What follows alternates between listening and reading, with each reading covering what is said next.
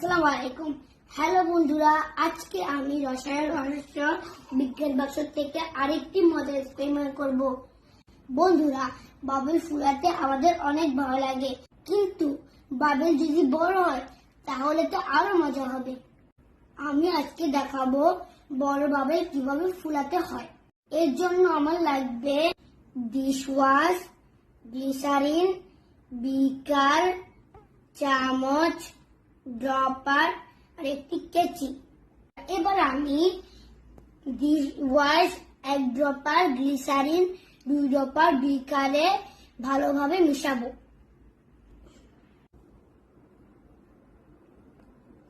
এবার আমি ভালোভাবে মিশাচ্ছি।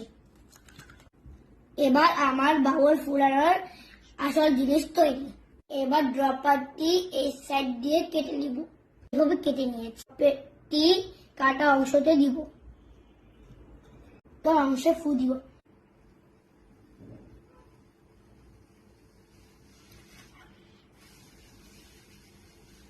দেখলে তো বন্ধুরা পাচ্ছে না,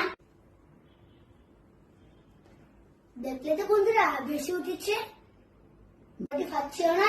দেখা হবে অন্য এক্সপেরিমেন্টে। বাই।